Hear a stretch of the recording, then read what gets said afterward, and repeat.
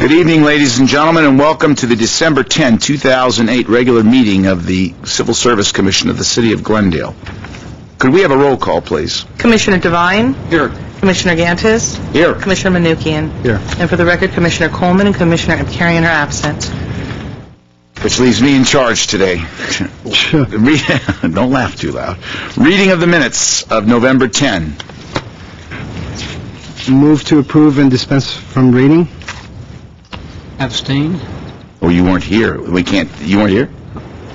Okay, then we can't take these minutes today. Because there's not enough to vote on. So we'll put this over until the next meeting to be approved. Next. What is next? Oral communications. This is the time where we have discussion on matters that are not a part of the agenda. Each speaker is limited to 5 minutes. The Commission may question the speaker, but there will be no debate or decision. I have no cards. Is there anybody here wishing to address the Commission on a matter not on the agenda? None appearing. I declare oral communications closed. What is next? Recruitment and examination status report. Mr. Doyle. Mr. Chair, members of the Commission, this is the recruitment and examination status report. It shows all of the positions for which we some stage of a recruitment process. This is arranged by the individual staff members and talks about date open, date closed, and really the general status of these recruitments. You'll note that the Director of Information Services appears on this list. It is a position we are actively pursuing. We got a good response from our initial recruitment, and we're in the process of looking at those candidates. Hope to have someone on around February of 2009.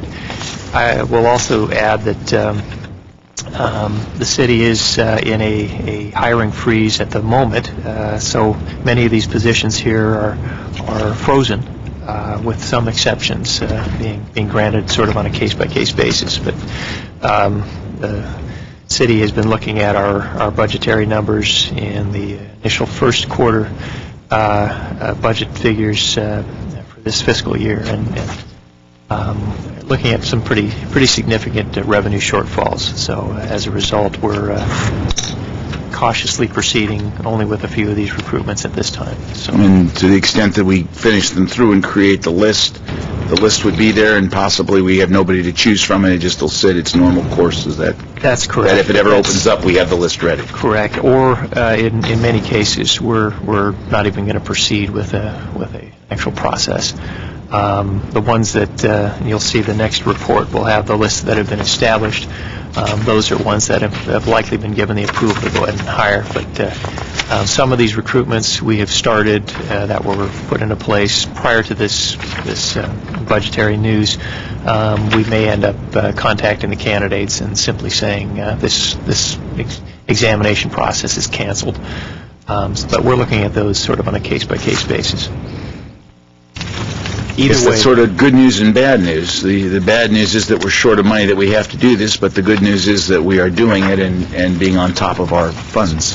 Any questions? Yes, Art. Are you going outside for the information service, or is that an internal? So we are most definitely going outside. We conducted that recruitment as a, quote, open recruitment, and as I said, we got a very, very good response from that. Expect many very strong candidates to choose from. Hopefully. Okay, what is next? Eligible list established. Mr. Doyle. Mr. Chair, members of the Commission, this is the regular report on the eligible lists that have been established since our last meeting, and our last meeting was approximately a month ago. So this is starting to see a general reflection in the slowdown in hiring.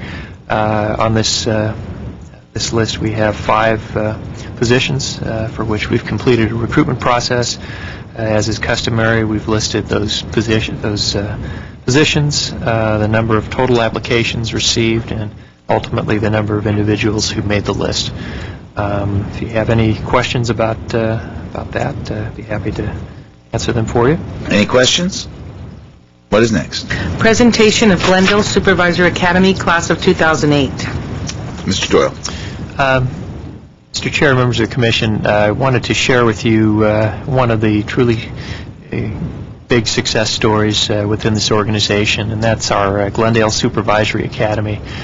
This is a program that we had implemented in 2006, and it was its origins came about that we were looking around this organization and determining that we're going to be seeing a lot of people retire in the next few years, and a lot of those people were people who'd been on with the city for a long period of time, and many of them were in management and supervisory roles. So in order to deal with that potential loss of so much valuable information and supervisory and managerial experience, that we would undertake an effort to really train the next generation of supervisory and management personnel.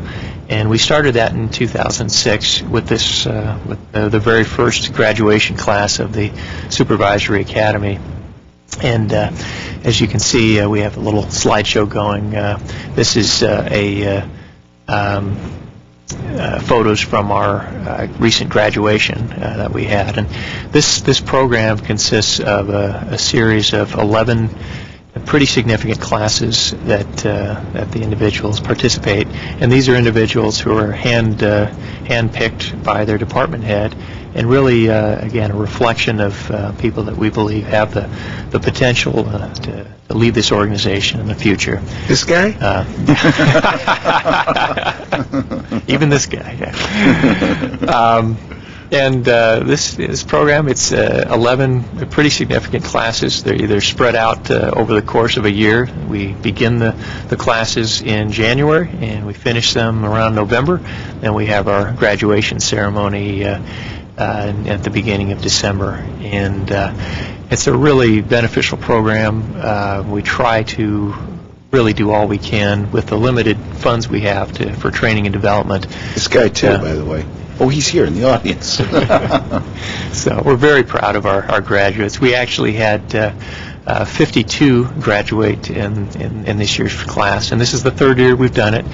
And every department is represented. You'll see some police officers, firefighters, and yard employees, field employees, engineering personnel, and it's really a great program. And I want to share with you, again, one of our true success stories, and something that we're doing to really try to focus on the future of this organization. So, with that, this is really just a note and file item, but I would like to recognize we invited them to come here today. We do have a few of them, and I would ask that they come up to the podium just to state your name and department you work for, and allow the commission to acknowledge.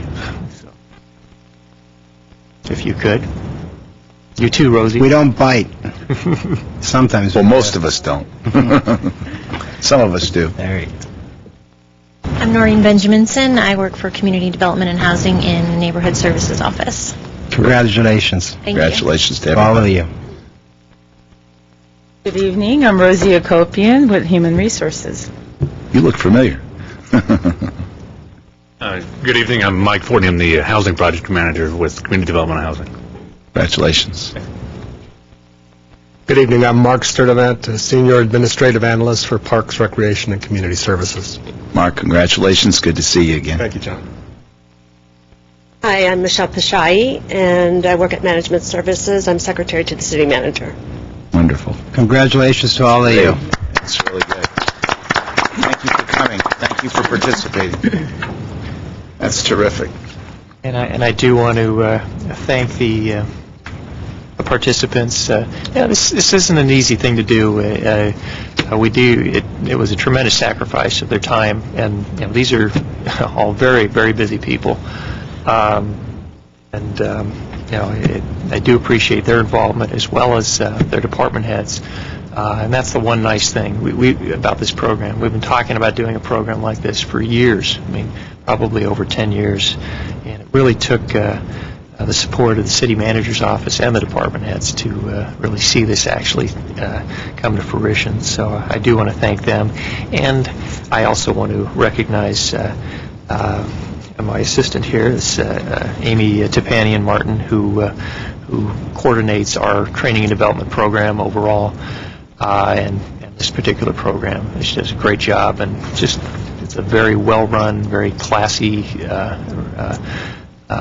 program that we're very proud of, and I want to thank Amy for that.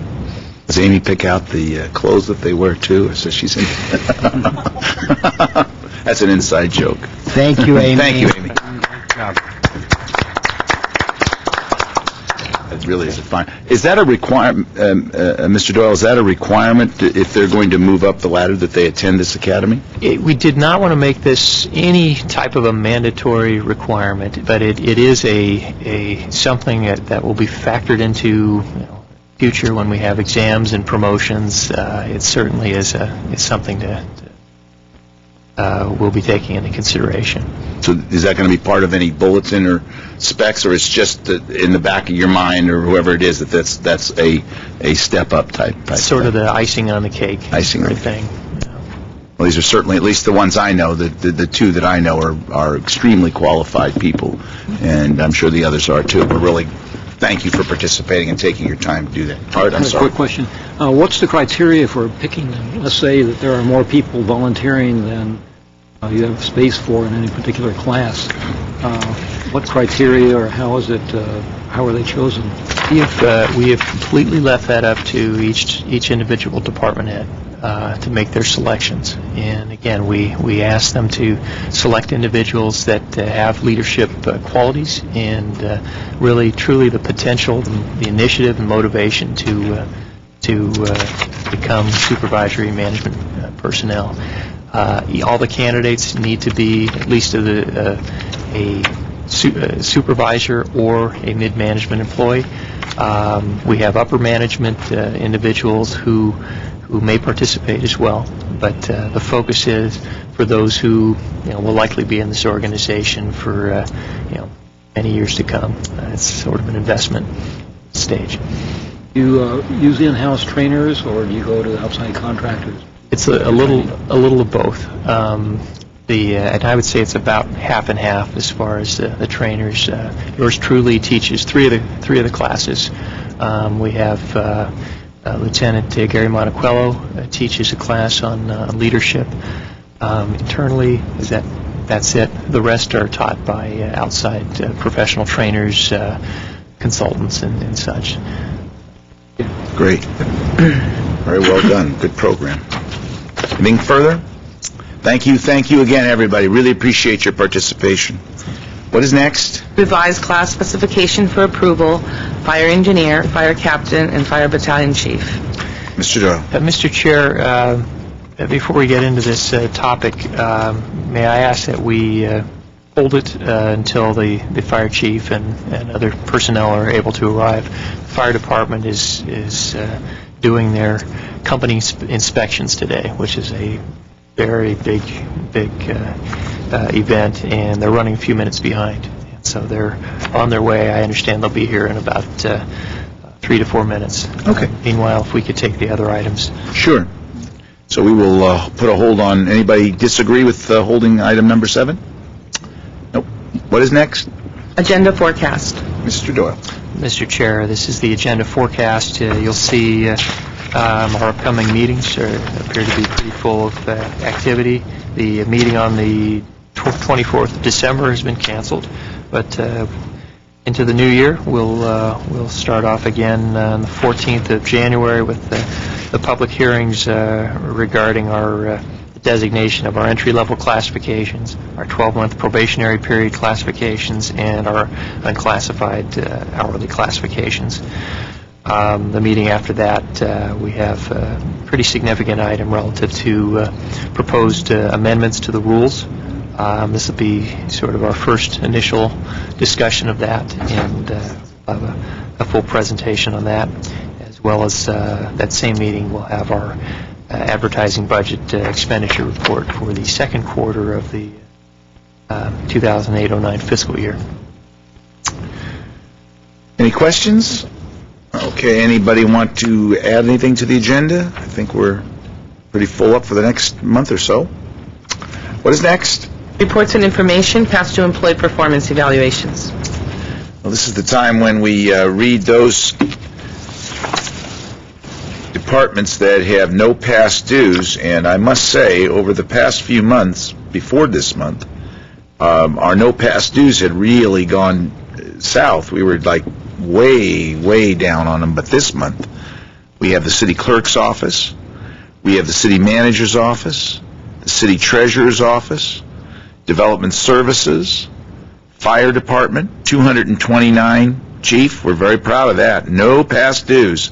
Glendale Police, Water and Power, Human Resources, Information Services, Planning, Police with 372, and Public Works with 316, and by the way, Water and Power has 385, and they all have no past dues. And we have really we have 2 second notices and 12 first notices and no third notices. We're really cleaning this up. That's really good. We're proud of those departments, and thank you very much. What is next? Mr. Chair, Yes, I'm sorry. I would like to signal out the Information Services Department. First time. We have a new interim director. His name is John Paquet, and this is the first time in recent memory that we've seen no past due evaluations for that department, so I'd like to give John a great deal of credit. I know he's at home watching this on TV. He must not have a life if he's watching this on TV. John, if you're there, thank you. Yes, I did notice that. I had remembered that I had noticed that IT had not had that before, so we're very proud of that. Thank you, John. Actually, let me correct that. I'm sure he's in his office watching this on TV. His office. It's only 5:20. So. In any event, what is next? Civil Service Commission and our staff comments. Do we have any civil service and or staff comments? I just wondered if Commissioner anybody had an update on Commissioner Coleman. I've been away and I haven't heard how he's doing. Has anybody heard or anything? I have not. The last I'd heard, he was going in for surgery on November the 19th. And I did not get an update either. We actually violated the Brown Act by discussing that off the record, how was Commissioner Coleman. And we don't know. We hadn't asked. I usually depend on Commissioner Abkarian, but obviously he's not here tonight to give us that update. But I'll try to give him a call tomorrow and maybe send an email to you guys. that would be a good idea. Maybe we can all try and do that, I'm sure. And I know Roy does sometimes enjoy watching us. So, Roy, if you're out there, because actually it was my comment, we're thinking about you. We miss you. Obviously, we miss you, Roy, because you always have insightful comments. And more important, though, get well and get better and get back on your feet so that we can make sure that you're healthy. And all. Any other comments or... Okay, other than Merry Christmas to, and Happy Holidays, and Happy Hanukkah, and Happy Kwanzaa, and Happy whatever to all the people that celebrate those holidays, and just have a good holiday season, peaceful and joyful. Anybody else? What is next? Closed session. Well, before we go into closed session, I know the chief is here. Do we have other personnel coming, Chief? Oh, you're it. You're on the firing line. I got about 30 questions. Are you able to handle them? Let's hope so. Okay, why don't we go back on to item number... Is there any reason why we can't go back to item number 7 now? Could you read item number 7 on the record, please? Revised class specification for approval, fire engineer, fire captain, and fire battalion chief. Mr. Doyle. Mr. Chair, members of the Commission, this item is one that we're bringing back from our previous meeting. Commission sought more information on these class specifications. This is a proposed amendment to our specifications for fire engineer, fire captain, and fire battalion chief.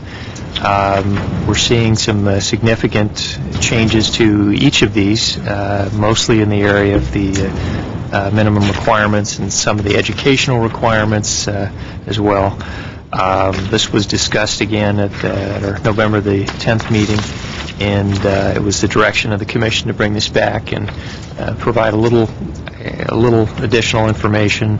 And what we've tried to do this go around is to provide some degree of clarity on the changes being proposed. We do have, of course, the specifications attached with the new language shaded and the old language being crossed out, and that in and of itself is being presented a little more clearer than before. Last month we used the function on the Word document that was a little bit confusing, which had all the changes squeezed into the far right-hand side of the page. But so the specifications are attached.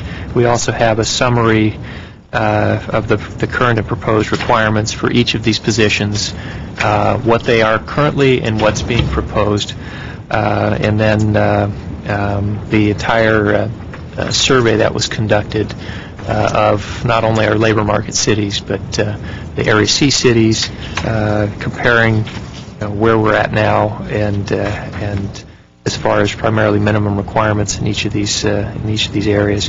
There's a pretty good summary of each one as well on a graph. So a lot of work went into this to make this as clear as possible. Again, I will preface this whole presentation by just saying that I, as the HR director and staff, as well as the chief and the Firefighters Association, are in unanimity on the need for these changes. I think last month I had indicated that we were probably a bit too ambitious the last time we updated these specifications with the requirement for so many classes, so many different educational pursuits, some of which are relatively easy to get, most of which are pretty cumbersome to go out and obtain. It is our position that what's being proposed here is not necessarily a watering down of these job requirements or these specifications, but rather an effort to make them more relevant to what the jobs actually entail, and more in line with what our neighboring cities and neighboring fire departments are doing. So with that, I'll open this up to the commission, and perhaps if Chief Scoggins might want to say a few words as well. Chief, nice to see you. Good to see you also. Good evening, Commissioners. Harold Scoggins, Fire Chief. We hope we have presented you tonight with a much more clearer picture of what we're trying to do with our job specifications. As Matt Doyle stated earlier, we were ambitious. We went through a season and we required pretty much every class that was out there for each of these positions, and that was pretty ambitious. And it was looking forward, we at that point in time we looked at it and we thought it was the right thing to do. But as we progressed in time, our employees were finding it difficult to accomplish these goals that we had set for them while having families, while working full-time jobs and different things like that. If an employee did not have a bachelor's degree, it became very difficult for that employee to go to school at night and then to accomplish all these other classes that we put on top of it. And most of these classes are 40-hour classes, and they serve in 1 week time period. So if we had, for example, in the chief officer spec, there's 10 of those classes. And that's 10 40-hour classes, along with the requirements of a bachelor's degree for someone who had been on the job 10 to 15 years can become somewhat overwhelming, and it really wasn't taking into the account their experience that they have had here in the Glendale Fire Department, and we think that's very valuable experience. So what we have come back to you with is a more direct approach with some education and knowledge that we're really going after, and that's really identified in the package. And we remove some of the things, some of the classes, some of those 40-hour classes and the bachelor's degree and different things like that, because it is challenging. Employees coming on the day, many of them, as we see them come through the lines, they'll have those associates and bachelor's degrees because it's a different time than it was 20, 25 years ago. But the employees we have here right now, we place a high value in their knowledge of the organization and what they have done for the organization.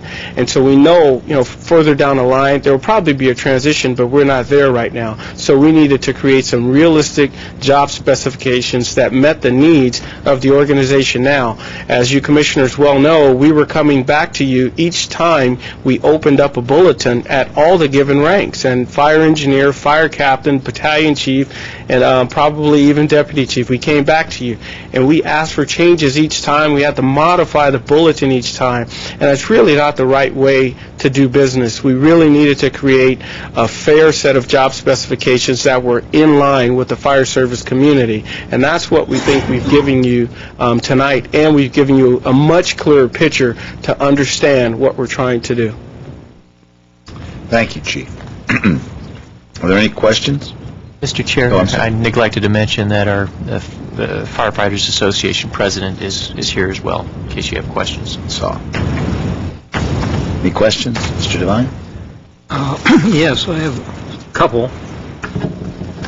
First of all, I watched the meeting of last time when you guys discussed this, and was aware of your concerns and wanting it to be brought back. These bulletins were originally proposed, and we had never seen, other ones without these requirements were originally proposed, and they came to us. I don't think we would have been questioning the thoughts of the chief or the fire department and what the requirements were. And I think that at this point, as far as I'm concerned, it's not our place or position to micromanage the department in terms of dictating whether we think this class is necessary or that class is necessary.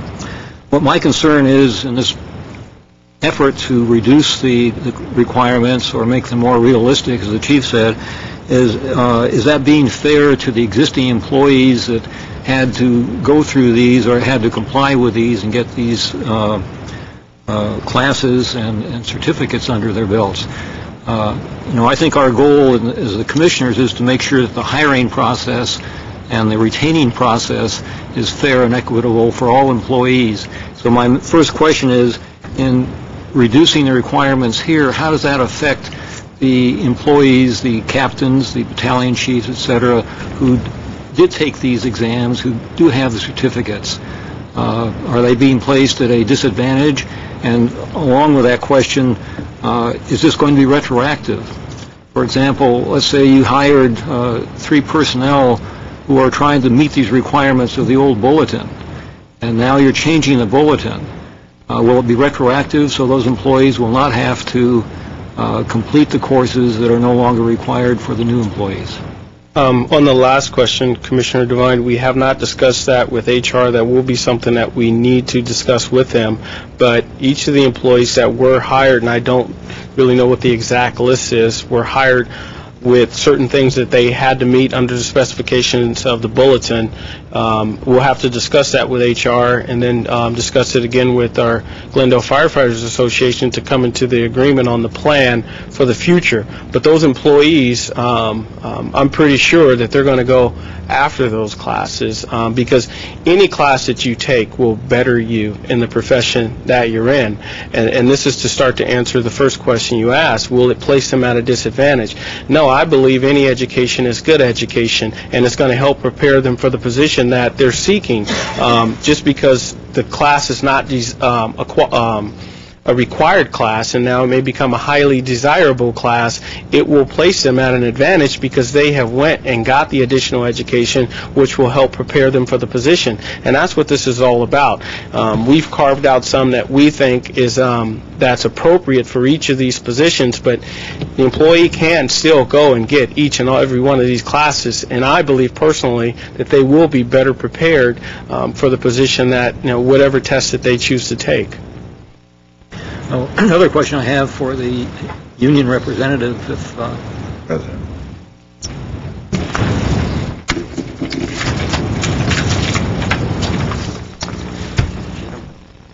Good evening. Good evening. Could you state your name, please? Yeah, Chris Stavros, Captain, Glendale Fire Department, President, Glendale Firefighters Association. Thank you, Captain. I was just wondering what your input is on these changes, whether your people under you in the rank and file are in agreement with this, whether the union feels this is a good thing, or whether it's, as we often say, dumbing down the exam so that we can get maybe not as qualified people. So I just wanted to get your take on the whole concept. Sure. There was a lot of compromise here. The bottom line for us is we didn't think, and we still don't feel that these dumbing down, so to speak, goes far enough. If you look at those charts that they established, you'll see that Glendale, for engineer, captain, battalion chief, Glendale is probably ahead of 90% of those departments, way ahead on the number of requirements. And so we felt we needed to go farther with it. However, we think that we've reached a good compromise. We have a very good working relationship with HR and with fire management, and so this is something that we've agreed to. We think it's a good compromise. The main thing that we want is we want to increase the number of people who are eligible to take an exam. And the reason for that is because, as Chief Scoggins mentioned, sometimes there's no substitute for experience. Did you ever see the movie Band of Brothers? It's like episode 6 or 7, and they're in Germany fighting, and they've been fighting over there for a year and a half, and this guy comes, he's right out of West Point, he's got no experience, and he goes in there and he's supposed to lead these guys in the battle. Well, they didn't want to go into battle with that guy. And as Chief Scoggins said, 15, 20, 25 years ago, college education really wasn't something that a lot of our top employees now had. And those are the people who should be eligible to take the exam, especially for BC. What's BC? Battalion Chief, for Battalion Chief. And as Chief Scoggins said, if you're going to require that guy to go back and get a bachelor's, the bottom line is he's just not going to do it. Just to take it one step further, I come from higher education. I have a bachelor's and a master's, and I've taken an enormous number of classes in the fire service. Under the old requirements, I had to take 15 40-hour classes in order to be eligible to take the BC's exam. Now, there's absolutely no reason for me to do that when, with the vast majority of agencies, I can go and take their exam with no classes and more than likely get hired. I don't know whether you're aware of it, but we had a captain here get hired as a BC in Brea. We had a captain here get hired as a deputy chief in San Marino. We had a battalion chief leave here to go to Burbank and be a battalion chief there. And there's going to be a lot of opportunities. You're probably recognizing it in industry now where there's this kind of management void, which is, I think, this earlier in the evening you had the Glendale Supervisors Academy where, we were trying to prepare the future leaders of the city by this academy. And what you're finding is that we want to promote from within. We do not think it's a good thing to go outside and pull in an employee from another department who's probably taking the test for the money, that doesn't have any connection to the community, that doesn't have any history here to take those management jobs. So that's kind of a long answer. Bottom line is we've compromised on this. We think the requirements are reasonable.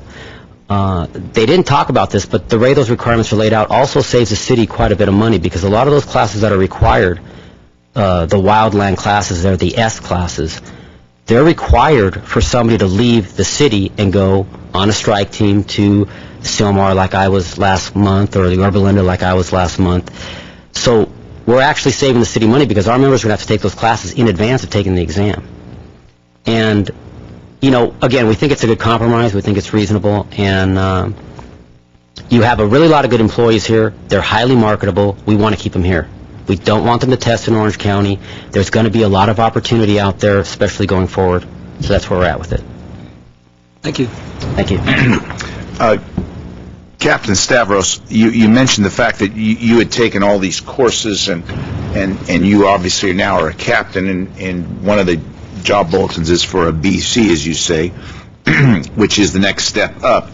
And I want to follow up on his question of there are now going to be maybe other captains, other people that apply that may not have the level of education because you've taken these classes that were previously required that we're not requiring now.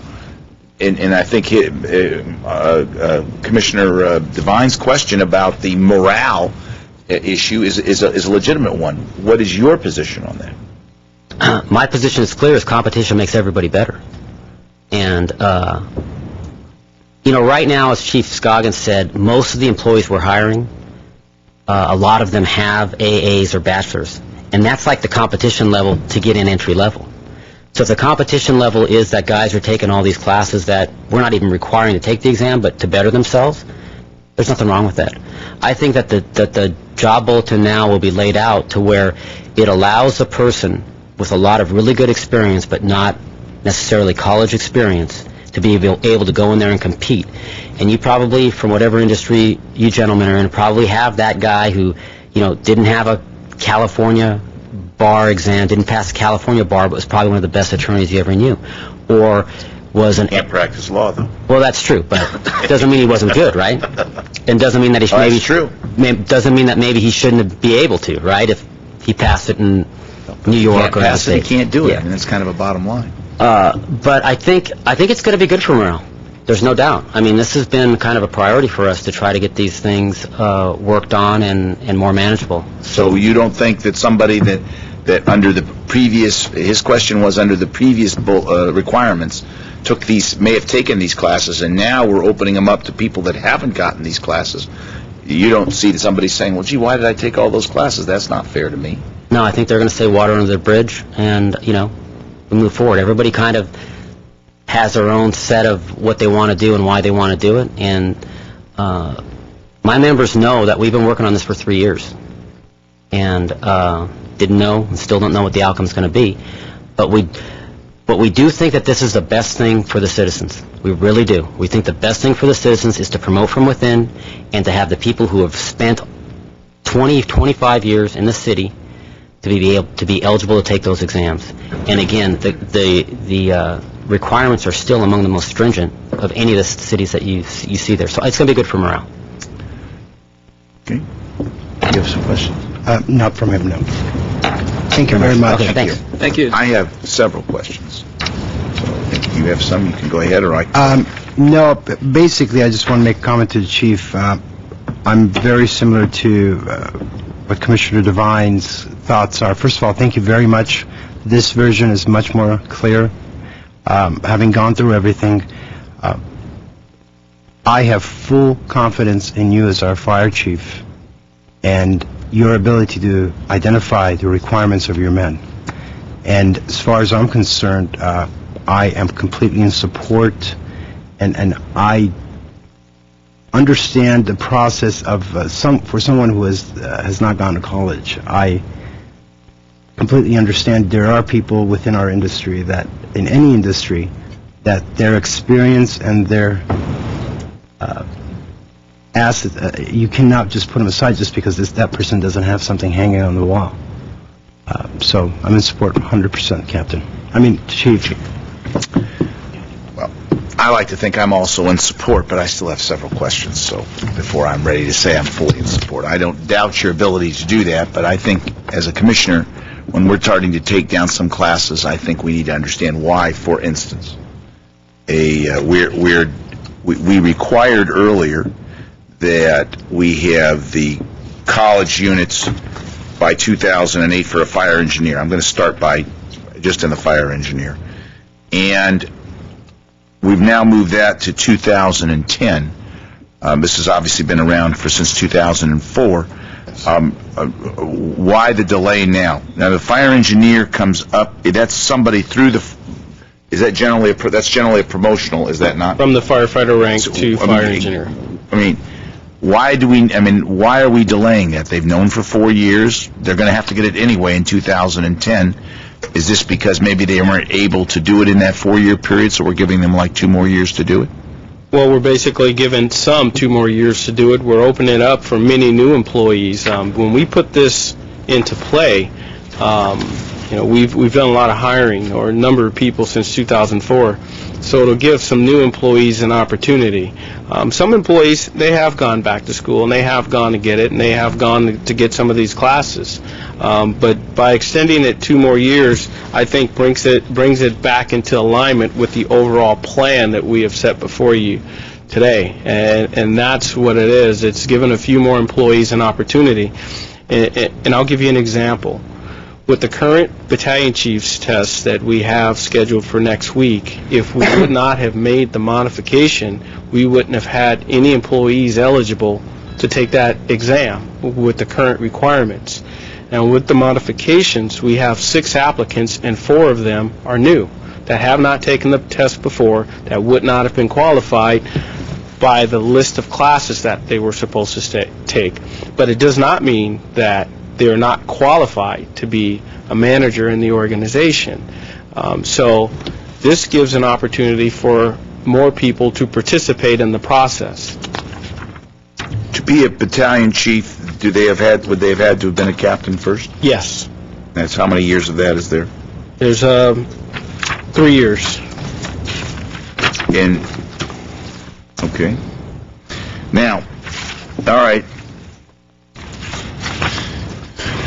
So you're saying new employees would qualify, but we're getting most of these new employees are coming in with bachelors anyway, though, right? And some are, and those would be okay. They would be okay.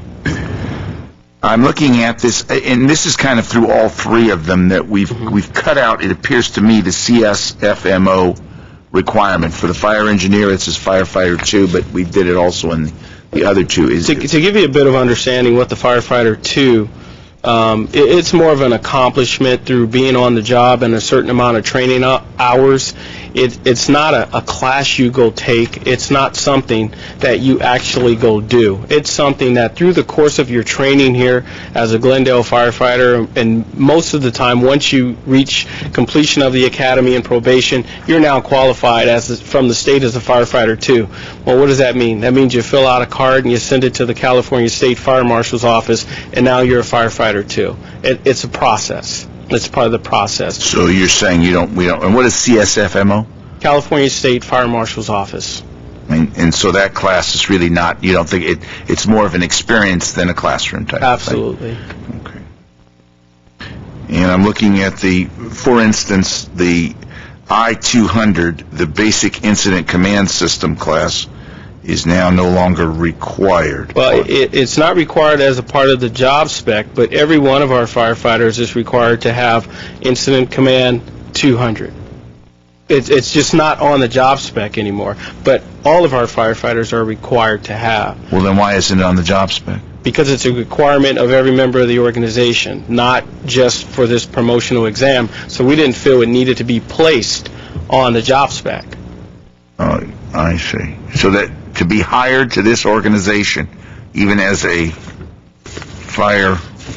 Not to be hired, but once you get on the job, that's one of the classes that you have to get. Our members of the organization have to be compliant with those classes due to the grants that we receive from the federal government. That's one of the requirements of the federal government. And the higher you go up in the ranking structure, the more of those incident command classes that you have to have. Like, for instance, myself, I'll have to have I-100, 200, 300, 400, 7, and 800. And I have all those classes. So the higher that you climb, the requirements increase, not on the job spec, but as a part of the requirement, meeting the requirements of the federal grants that we receive. I see. And it's the same... and what if somebody doesn't do that? We haven't had that experience happen. It's a requirement, and their supervisor makes sure those things happen. Okay. It's not even a requirement on the overall job specs? No, it's not. That include the S-130 and the S-190 similar? S-190 are 8-hour classes, and all of our firefighters receive that training in the fire academy. And that's why we took it off the job. Okay. Now, I'm looking at the fire captain. Now, I noticed that when I talked to you about the CSFMO, the firefighter 2, as Captain Stavros indicated, for that particular one, there was no city that required that. But for the fire captain, that certificate, fire officer certificate, is required in a lot of cities, and where am I on the fire captain? We're allowing that now. We don't require that at all. Is that? It says we do on 2010, but it isn't in the proposed requirements here. I'm looking at the fire captain now. Right. In 2010, what happens is you can have an Associates of Science degree, or you can have a fire officer cert, which both meet the requirements. But if you have the fire officer cert, you have to also have 30 semester units of college if you do not have the associate's degree. Now, what we've done with the fire officer certification is we have chosen the classes that are the most appropriate to prepare that person to be a new supervisor. And that would be the Command 1A, 1B class. And the Command 1A is Command Principles for Company Officers. And basically what that does is it gives that person the extra attention that they may need to operate on the fire ground in a safe manner outside of what they may get here in the department. The Command 1B is incident management for company officers. It brings them up to a higher level. The Management 1 does the same type of thing. The Investigation 1A, there's some basic investigation techniques and training that all of our supervisors need. So this is a class that would be appropriate because every incident that we go on, no matter how big or how small, it gets investigated, and sometimes it's only by the fire officer, and sometimes we actually call in the arson investigator. So what we've done is we've carved out the classes that are most significant to our needs here. What we've taken out, for example, is fire prevention 1A and 1B. Our fire personnel no longer serve in our Fire Prevention Bureau, and that met a need at a time. But since our Fire Prevention Bureau has now all been standardized and civilianized, there's no longer a need for that. We receive annual training from our Fire Prevention Bureau on our needs here in the community. Is that true also for the Instructor 1A, 1B, and Investigation 1A? Those are being cut out. Well, the Investigation 1A, I think, is still in there. Oh, yeah, it is. I'm sorry. I apologize. But the Instructor 1A has been taken out of there. And basically, that class is a class that teaches you how to give a presentation. As our personnel progress through the ranks, they learn our training techniques here in the city of Glendale and the Glendale Fire Department, and we feel that that will meet their needs for training the new firefighters that they will be supervising. The Instructor 1A and 1B is more of a formalized type of a training class. If you're going to be teaching a training class to a group of people, it teaches you how to do that with the three forms of presentation, with the audio visual, with the writing, and with the verbal, and all those different things. Those are not techniques that our supervisors actually need, but that's what those classes actually teach you. They can go get those classes if they desire to be instructors and teachers out there, because those are state requirements if you're going to teach any of the fire officer classes. But here, for our needs, no, we'll be okay with our department training.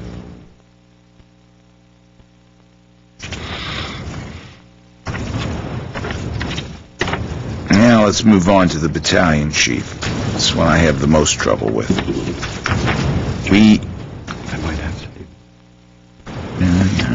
Let me just hone in on the battalion chief. We've really moved away from the bachelor's of art, the 120 units of college, and gotten down to an AA or AS degree or 60 units. Why is that? Well, one of the main reasons is it's difficult to obtain once you have been here for a while. But, as I've been talking about meeting our needs here internally, we've carved out some classes in the command series that we think touch on the important aspects of what we're looking for in our managers. And there's a 40-hour class that's Command 2B, which is a 40-hour financial management class. That would be the same type of thing.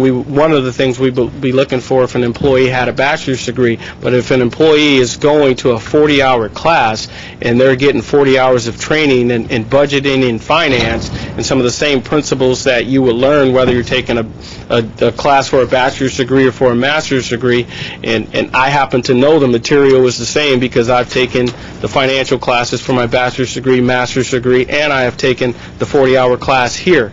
And the 40-hour class does give you a great depth of knowledge in understanding budgeting, and that's why we added that class. We left that one in, but we've taken out some of the other ones. Labor relations is the management 2C class, which is a very important class because of the labor relations that we have with our Firefighters Association and all the different things. So it's important for our new managers to get some training there. We also left some of the classes in there for... Not worried about the classes as much as the BA, BS degree. We no longer going to require that. We're no longer going to require it, but we carved out, we left the classes in from the State Fire Marshal Office series that address our needs, which is financial management, labor relations, and those different things. And those are some of the key areas that a lot of our people who've been here for 15 or 20 years, they haven't gone to school and gotten those type of classes, but you can be, at a great deficit if you come into the position and you don't have